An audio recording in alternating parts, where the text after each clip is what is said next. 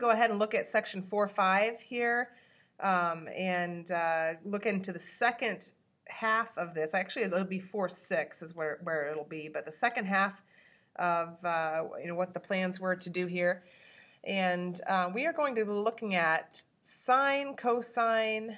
We already went through those graphs. So we're going to look at tangent, cotangent, secant, and cosecant. These are the four graphs we're going to look at, and they're going to be mainly their generic box, like where their critical points are, where their asymptotes.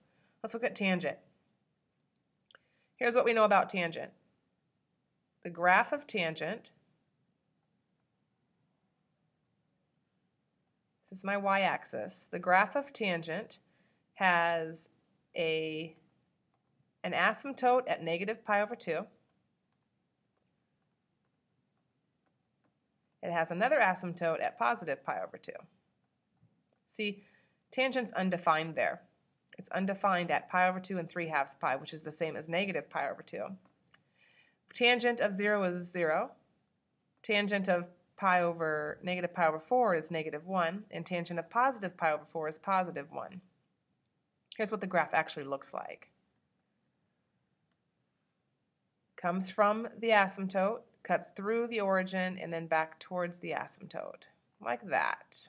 Now, this graph is periodic, so it's going to keep repeating itself over and over and over.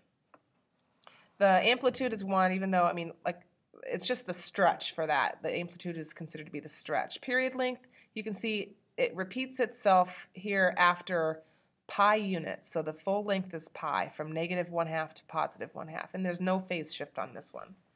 Okay, your critical points are negative pi over 2 is the left asymptote, negative pi over 4 is the quarter point, 0 is the midpoint, pi over 4 is the third quarter point, and pi over 2 is the right side asymptote.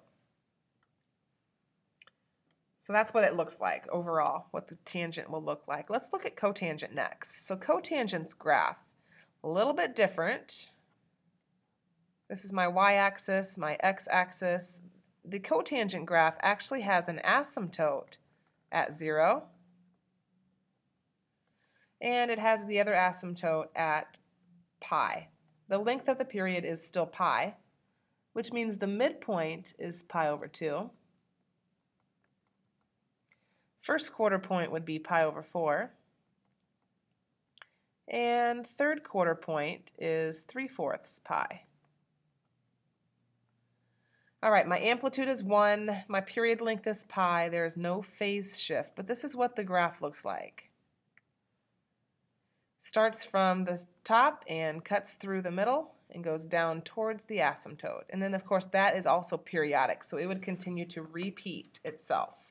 Left side asymptote 0, quarter point pi over 4, midpoint pi over 2, third quarter point 3/4 pi, and the right side asymptote is at pi. All these values come from the result of the unit circle.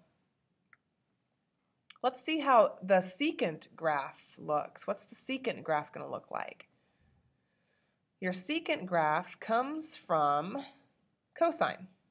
So what I'm going to do is I'm going to go ahead and start to draw the cosine curve. Cosine starts at 1 and goes down to negative 1, and it cuts through at the quarter points. So this will be one period of it. So here's my cosine curve. All right, since the result of cosine is 0 at pi over 2, that means the inverse of that would create an asymptote at pi over 2. And the next time there's an asymptote is at 3/2 pi. Midpoint is still pi. Endpoint is still 2 pi. And starting at 0. So the secant graph will have asymptotes where the cosine graph crosses the x-axis. Now this is what the curve looks like. You take your intersection here and you flip it up, and this little parabolic region in here gets flipped down, And then this one here at 2 pi goes up towards the asymptote. And it keeps repeating. Now the distance here, this is important to look at. The distance between my vertex here and the x-axis, this would always be whatever your amplitude is, your A. Well, in this case, my amplitude is 1, period length is 2 pi, and there's no phase shift in this one.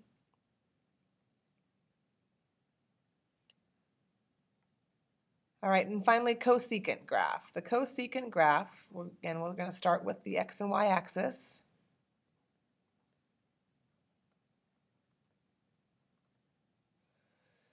And our sine curve goes from 0, and then it has a critical point at pi over 2. At pi, it's its midpoint, 3/2 pi, and 2 pi. The cosine or cosecant graph will have asymptotes where the sine crosses the x-axis. So this is what the sine graph normally looks like.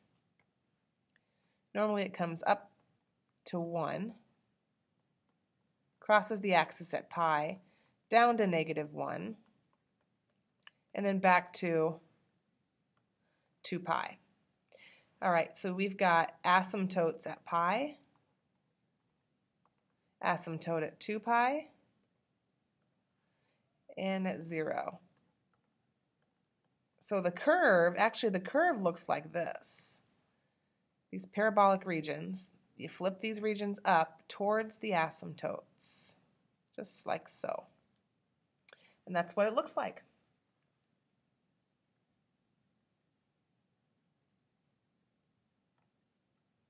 Here's your assignment for this the two sections here dealing with all the graphs of the trig functions.